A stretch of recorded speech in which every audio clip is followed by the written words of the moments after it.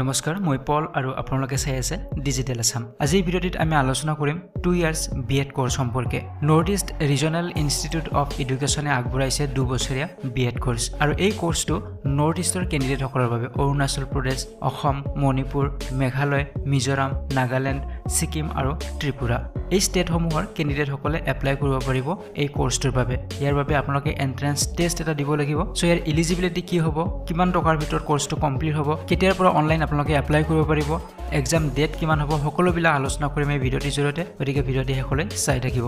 So friends, যিসকলে B.Ed কৰিম বুলি ভাবি আছে, গুৱাহাটী ইউনিভাৰ্চিটিৰ নটিফিকেশ্যন অহাৰ আগতে north east regional institute of এডুকেশ্যনে আগবঢ়াইছে 2 বছৰীয়া এটা B.Ed কোৰ্স আৰু এইটো অকল নৰ্থ ইষ্টৰ কেণ্ডিডেটসকলৰ বাবে।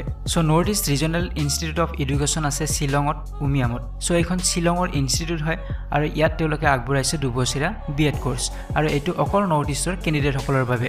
ইয়াত টোটেল ইনটেক বা সিট আছে 50টা সিট আছে। ইয়াত এন্ট্ৰেন্স টেষ্ট এটা হ'ব আৰু তাৰ জৰিয়তে সিলেকশ্যন কৰা হ'ব। সো ইয়াৰ অনলাইন এপ্লিকেশ্যন অলৰেডি ষ্টাৰ্ট হৈছে আৰু ইয়াৰ লাষ্ট ডেট হৈছে 12 মে তাৰিখৰ আগতে আপোনালোকে এপ্লাই কৰিব লাগিব। আৰু কেনেদৰে এপ্লাই কৰিব, ইয়াৰ এপ্লাই মোডটো হৈছে অনলাইন। আপোনালোকে www.cee.ncert.gov.in এই ৱেবছাইটত আপোনালোকে লগইন কৰিব লাগিব। তাত আপোনালোকে অনলাইন এপ্লাই কৰিব পাৰিব। ইয়াৰ ডাইৰেক্ট লিংক মই ডিসক্ৰিপশ্যন বক্সত দি দিম, তাত গৈ আপোনালোকে ডাইৰেক্টলি সেই পেজটোত ভিজিট কৰিব পাৰিব। সো এতিয়া আহিছো এলিজিবিলিটি ক্ৰাইটেৰিয়া। ইয়াৰ এলিজিবিলিটি মই কম শিক্ষাগত অৰ্হতা কিমান, তাৰ ওপৰত আপোনালোকক এখন ডমিচিয়েল সাৰ্টিফিকেট এখন লাগিব। সো সেইখন যাৰ নাই আপোনালোকে উলাই ল'ব লাগিব। সো এতিয়া আমি আলোচনা কৰিম অৰ্হতা সম্পৰ্কে।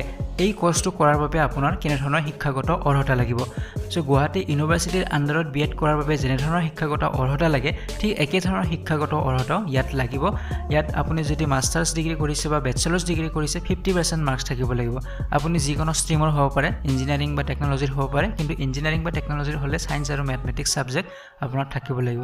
তাৰ উপৰি আপুনি হিউমেনিটিজ সাবজেক্টসমূহতো ডিগ্ৰী কৰিব পাৰে। হিউমেনিটিজ মানে যিমানবিলাক আৰ্টছৰ সাবজেক্ট আছে, ইংলিছ, জিঅ'গ্ৰাফি, হিষ্ট্ৰী এইবিলাক।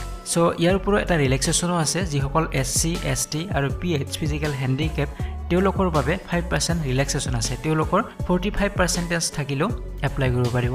সো এইখিনি আছিলে শিক্ষাগত অৰ্হতা। অনলাইন ষ্টাৰ্ট অলৰেডি হৈছে 12 এপ্ৰিলৰ পৰা আৰু লাষ্ট ডেট হৈছে 12 মে তাৰিখ।